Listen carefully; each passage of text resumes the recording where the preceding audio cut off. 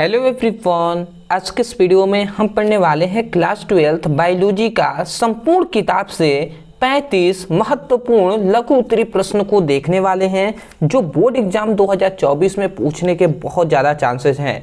तो आपको केवल बायोलॉजी से केवल ये सभी जो भी हम 35 महत्वपूर्ण लघु उत्तरीय प्रश्नों को करा रहे हैं इसको आपको बिल्कुल तैयार कर लेना है। और यदि आप लघु उत्तरीय प्रश्न को तैयार कर लेते हैं तो मैं कह सकता हूं आपको कि आपको 25 से 30 नंबर आपका फिक्स हो जाएगा आपके बोर्ड एग्जाम में। तो चलिए हम स्टार्ट करते हैं। इससे पहले मैं यही आपको कहूँगा कि वीडियो को लास्ट तक देखिएगा, ठीक है, और इसको नोट करते हुए आपको चलना है क्वेश्चन को। और दूसरी बात, चैनल पे नए हो तो चैनल को सब्सक्राइब कर दीजिए, ठीक है, क्योंकि आगे भी ऐसे ही कंटेंट आपके लिए प्रोवाइड कराते रहेंगे। तो let start to the video, ठीक है। तो यहाँ पे हमारा पहला क्वेश्चन देख रहे होंगे, आपको पहला क्वेश्चन हमको दिखाई दे रहा होगा। आपको सबसे पहला हमारा क्वेश्चन है जो है कि अलैंगिक जनन की विभिन्न विधियों का उल्लेख कीजिए। सबसे फर्स्ट हमारा क्वेश्चन क्या है कि अलैंगिक जो जनन होता है, तो अलैंगिक जनन के विभिन्न विधियों का उल्लेख आपको करना है। ये वेरी इंपॉर्टेंट क्वेश्चन है, इसको आपको तैयार कर लेना है। दूसरा आपको क्वेश्चन दिखाई दे रहा है जो है कायिक प्रवर्धक। देखिए ये सभी जो भी हम करा रहे हैं ना, ये आपके लिए VVI है। तो इसको मैं ये नहीं कहूँगा कि ये VVI है, ये थोड़ा कम इम्पोर्टेंट है, ऐसा कुछ नहीं है। आपके संपूर्ण किताब से केवल हमने केवल 35 ही महत्वपूर्ण क्वेश्चन को बता रहे हैं। तो कम से कम इसको तो आपको तैयार कर लेना है, ठीक है। तो कायिक प्रवर्धक की प्राकृतिक विधियों का उल्लेख कीजिए, ठीक है। तो ये आपको याद कर लेना है। अगला आता है हमारा तीसरा क्वेश्चन, ये हमारे सभी पहले चैप्टर से हैं। अगला आता है कि माइक्रो प्रोपेगेशन को समझाइए। अब माइक्रो प्रोपेगेशन क्या होता है इसको आपको समझाना है। बट आपको ये भी बात पता होगा कि पहला चैप्टर जो है ये आपका कट गया है। अदरवाइज जो भी स्टूडेंट पहला चैप्टर है, ठीक है, तो जिस राज्य में, तो इसको आपको तैयार कर लेना है। यूपी बोर्ड में शायद ये पहला चैप्टर है जो कैंसिल हो गया है, तो यूपी बोर्ड के जो भी स्टूडेंट होंगे ये 3 प्रश्न को शायद वो नहीं तैयार करेंगे, ठीक है, क्योंकि ये कट गया होगा, उनको पता होगा। आगे बढ़ते हैं। आगे हमारा जो है चौथा क्वेश्चन आपको दिखाई दे रहा होगा। चौथा हमारा क्वेश्चन है कि द्विनिषेचन, ध्यान से समझेंगे। यहाँ पे कह रहा है कि द्विनिषेचन और त्रिशल्यन से आप क्या समझते हैं, वर्णन कीजिए। अब द्विनिषेचन, त्रिनिषेचन और त्रिशल्यन है, ये सभी क्या होते हैं इसको आपको पूरा अच्छे से एक्सप्लेन करके बता देना है, ठीक है। अगला आता है जो है हमारा 5वां क्वेश्चन, जो है कह रहा है कि भ्रूणपोष क्या है, ठीक है। तो सबसे पहला तो यहाँ पे ये बताया गया कि भ्रूणपोष क्या है, ये आपको बताना है। उसके बाद इनके विभिन्न चरणों का बताइए, मतलब इनके विभिन्न चरण जो होते हैं वो भी आपको बताना है, ठीक है। स्टेप क्या होते हैं वो आपको बता देना है। अगला आता है जो आपको छठा हमारा क्वेश्चन है कि बीजाणुओं की संरचना का संचित्र वर्णन कीजिए। अब बीजाणुओं की संरचना का सचित्र आपको वर्णन करके बताना है, VVI है, ठीक है। अगला आता है 7वां क्वेश्चन, जो है प्रजनन से आप क्या समझते हैं। अब देखिए, प्रजनन कहे या जनन कहे, दोनों बात एक ही होता है। बेसिक बातें इतना तो पता होगा आपको। तो प्रजनन से आप क्या समझते हैं, और मादा नर जनन, ठीक है, मानव नर जनन तंत्र और मादा नर जनन तंत्र का संक्षिप्त वर्णन कीजिए। अब देखिए यहाँ पे मानव, ठीक है, मानव नर जनन तंत्र कह रहा है, फिर से मादा नर जनन तंत्र कह रहा है, मादा जनन तंत्र कह रहा है। तो इनके वे संक्षिप्त में आपको वर्णन करना है।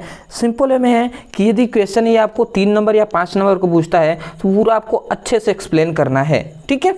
अगला आता है हमारा 8वां क्वेश्चन, जो है शुक्र जनन। याद रखेंगे, शुक्र जनन और अंड जनन को समझाइए। अब शुक्र जनन या अथवा अंड जनन ये दोनों आपके लिए इंपॉर्टेंट है, इसको जरूर आपको तैयार कर लेना है, ठीक है। अगला हमारा क्वेश्चन आता है जो आपको 9th हमारा क्वेश्चन है, दिखाई दे रहा होगा कि बंध्यन दंपति को संतान प्राप्ति हेतु सहायक जनन प्रयोगिकों को समझाइए। अब देखिए ये भी आपके लिए इंपॉर्टेंट है, इसको आप तैयार रखेंगे। अदरवाइज आपको पता होगा, देखिए ऐसा मैं नहीं करने वाला कि ये इंपॉर्टेंट है, अभी मैंने आपको कहा, तो इसको आपको ध्यान नहीं देना है, ठीक है। सभी इंपॉर्टेंट है जो भी हमने लिया हुआ है, बहुत मेहनत से आपके लिए बनाया गया है, तो इसको आपको थोड़ा सा सीरियस होकर पढ़ाई करना है, ठीक है। अगला आता है कि जनसंख्या विस्फोट, जनसंख्या विस्फोट व निवारण पर निबंध लिखिए। अब यहाँ पे कह रहा है कि जनसंख्या जो विस्फोट है उस पर आपको क्या करना है, उसके निवारण, ठीक है, उसको कैसे सही कर सकते हैं और उस पर भी आपको निबंध लिखना है। ठीक है, आते हैं अगले क्वेश्चन पे। अगला हमारा 11वां क्वेश्चन आता है कि मेंडल के नियम को समझाइए। अब यहाँ पे मेंडल का नियम क्या होता है ये आपको समझाना है, वीवीआई है, ठीक है, ये बात आप जानते भी होंगे। ठीक है, अगला आता है 12th हमारा क्वेश्चन है कि द्विक्रास पे आधारित मेंडल के वंशानुगत का सिद्धांत की व्याख्या कीजिए। ये सभी इंपॉर्टेंट है, तो इसको कम से कम मैं कहूँगा भैया याद ही आपको कर लेना है। ठीक है, पूरे आपको किताब से यदि आप 35 क्वेश्चन को ना तैयार कर सके तो पढ़ने का कोई मतलब नहीं रहेगा। ठीक है, तो कम से कम इन 35 क्वेश्चन को आपको तैयार कर लेना है। अगला आता है जो है 13वां हमारा क्वेश्चन।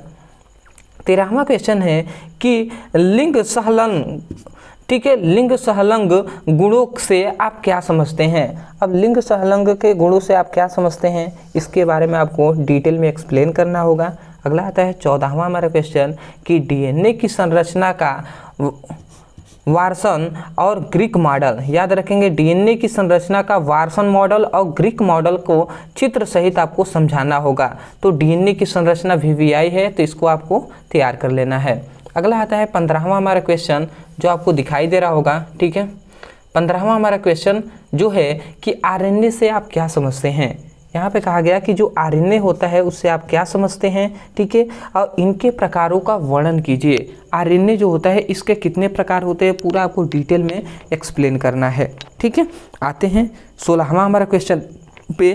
तो 16वां हमारा क्वेश्चन है कि अनुवांशिकी कूट की व्याख्या कीजिए। अब अनुवांशिकी कूट क्या होता है इसकी आपको पूरा अच्छे से एक्सप्लेन कर देना है। ठीक है, अगला आता है जो 17वां क्वेश्चन कि कैंसर रोग के कारक और रोकथाम व बचाव पर प्रकाश डालिए। अब कैंसर रोग का जो कारक क्या होता है, ठीक है, ध्यान से समझेंगे, वीवीआई है, कैंसर रोग के कारक को बताना है, रोकथाम मतलब इसका निवारण क्या होता है, इससे बचाव क्या होता है, ठीक है, इसको बचाव क्या होता है, पूरा आपको इस पर प्रकाश डालना है, अच्छे से पूरा आपको एक्सप्लेन करना है। ठीक है, इंपॉर्टेंट है, सब तैयार रखेंगे। अगला आपको 18वां हमारा क्वेश्चन दिखाई दे रहा होगा कि संक्रमण रोग से आप क्या समझते हैं। अब जो संक्रमण रोग होता है इससे आप क्या समझते हैं ये आपको बताना है, और इसका कारक क्या होता है ये आपको बताना है, इसका रोकथाम क्या होता है, इसका लक्षण मतलब विशेषताएं क्या होती हैं, पूरा आपको डिटेल में एक्सप्लेन कर देना है। ठीक है, तो आते हैं अगले हमारे क्वेश्चन पे। तो अगला हमारा क्वेश्चन है आपको दिखाई दे रहा होगा, अगला हमारा जो है 19वां क्वेश्चन कि प्रतिरक्षा से आप क्या समझते हैं। अब प्रतिरक्षा से आप क्या समझते हैं और प्रतिरक्षा जो तंत्र का वर्णन कीजिए। प्रतिरक्षा जो तंत्र है उसका भी आपको एक्सप्लेन करना है, वर्णन आपको कर देना है। अगला आता है जो हमारा 20वां क्वेश्चन है कि बायोगैस संयंत्र की संरचनाओं का वर्णन कीजिए। अब बायोगैस संयंत्र की संरचनाओं का क्या करना है, वर्णन करना है, एक्सप्लेन करना है। ठीक है, वीवीआई है। 21वां हमारा क्वेश्चन आपको दिखाई दे रहा होगा जो है कि पीसीआर पर टिप्पणी लिखिए। अब पीसीआर क्या होता है इस पर आपको डिटेल में एक्सप्लेन करके इस पर टिप्पणी लिख देना है। ठीक है, अगला आते हैं हम अपने क्वेश्चन पे।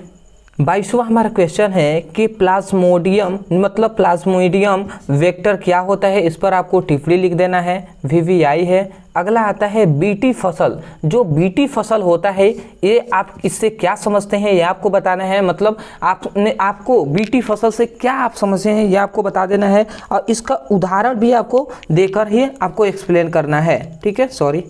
अगला आते हैं हमारा क्वेश्चन पे जो है 24वां हमारा क्वेश्चन जो आपको दिखाई दे रहा होगा, जैव प्रयोगिकों के मानव जीवन से क्या महत्व है। अब जैव प्रयोगिकों का मानव जीवन से क्या महत्व है, क्या इंपॉर्टेंस है, ये आपको बता देना है। ठीक है, अगला आता है जीन चिकित्सा। जो जीन चिकित्सा होता है इससे क्या अभिप्राय है ये आपको बता देना है। देख रहे हैं हम सभी इंपॉर्टेंट केवल क्वेश्चन को आपको बता रहे हैं, तो इन सभी को आपको नोट्स करते हुए चलना है। मैं आशा करता हूँ कि जो भी स्टूडेंट सीरियस होंगे इन क्वेश्चन को नोट्स में लिख रहे होंगे। अब देखिए एक एक करके आपको क्वेश्चन को पढ़ते हुए चलना है, और कम से कम लघु उत्तरीय जो प्रश्न है इसको आपको सभी को तैयार कर लेना है, इन सभी 35 क्वेश्चन को। ठीक है, और यदि आप कमेंट करते हैं तो आपको अति लघु उत्तरीय जो प्रश्न होते हैं वो भी हम करा देंगे। ठीक है, आते हैं अगले क्वेश्चन पे।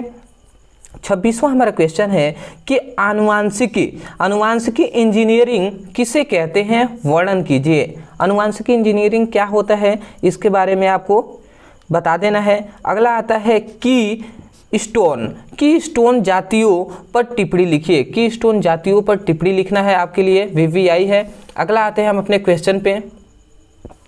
देखिए अगला हमारा क्वेश्चन आपको दिखाई दे रहा होगा, 28वां हमारा क्वेश्चन है कि मृदा परिच्छेदिका पर टिप्पणी लिखिए। देखिए टिप्पणी लिखने के लिए आपको बार बार ये आ रहा है, तो इन सभी को आपको तैयार कर लेना है, ठीक है। अगला हमारा क्वेश्चन है कि रेड डाटा बुक से आप क्या समझते हैं। अब जो रेड डाटा बुक है, ये देखिए रेड डाटा बुक। अब रेड डाटा बुक का नाम आपने सुना होगा, ये बायोलॉजी आपने सीरियस से पढ़ाई कर रहे होंगे तो रेड डाटा बुक क्या होता है ये आपको बताना है, और इसकी उपयोगिता, ठीक है, इसकी उपयोगिता भी आपको बताना है, ठीक है। अगला आता है 30वां हमारा क्वेश्चन कि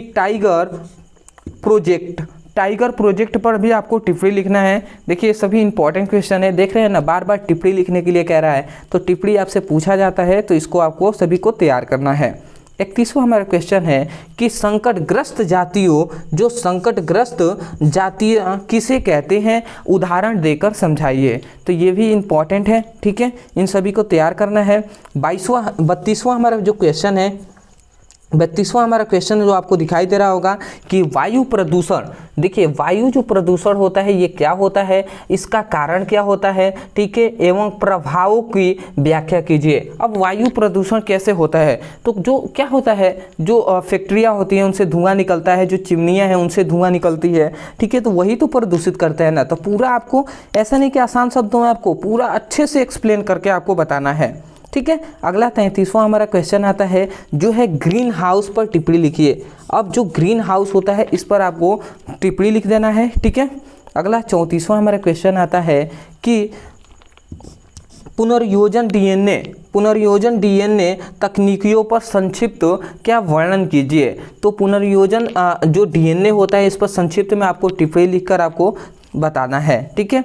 35वां हमारा अंतिम क्वेश्चन आता है कि पारितंत्र के घटकों की व्याख्या कीजिए। अब पारितंत्र के जो घटक होते हैं उनकी आपको व्याख्या कर देना है। तो ये सभी इंपॉर्टेंट क्वेश्चन है, इसको तैयार कर लीजिएगा। तो मैं आशा करता हूं दोस्तों कि जो हमने 35 सबसे महत्वपूर्ण आपको लघु उत्तरीय प्रश्न बताए हैं यह सभी आपने नोट्स कर लिया होगा। अदरवाइज इन सभी का नोट्स आपको PDF नोट्स हमारे टेलीग्राम चैनल पे मिल जाएगा, ठीक है। टेलीग्राम पे सर्च कीजिएगा ब्रदर सर, ठीक है, इतना आपको सर्च करेंगे वीडियो आपको मिल जाएगा, तो वहाँ से आप ले लीजिएगा। और अंतिम में मैं यही कहूँगा कि सीरियस होकर पढ़ाई कीजिएगा। चैनल पे नए हो तो चैनल को सब्सक्राइब कर दीजिएगा, क्योंकि आप भी देख रहे हैं कि रेगुलर आपको शाम को 7 बजे और 8 बजे रेगुलर आपके लिए वीडियो अपलोड हो रहा है कि जिससे आप 2024 पे बोर्ड एग्जाम में अच्छे नंबर से पास हो सके, ठीक है। तो चैनल से जुड़े रहेंगे तो आगे भी ऐसे ही कंटेंट आपको मिलता रहेगा, जिससे नोटिफिकेशन आपके पास पहुँचेगा। तो चलिए दोस्तों आज के लिए इतना ही, मिलते एक नए टॉपिक के साथ, तब तक के लिए धन्यवाद।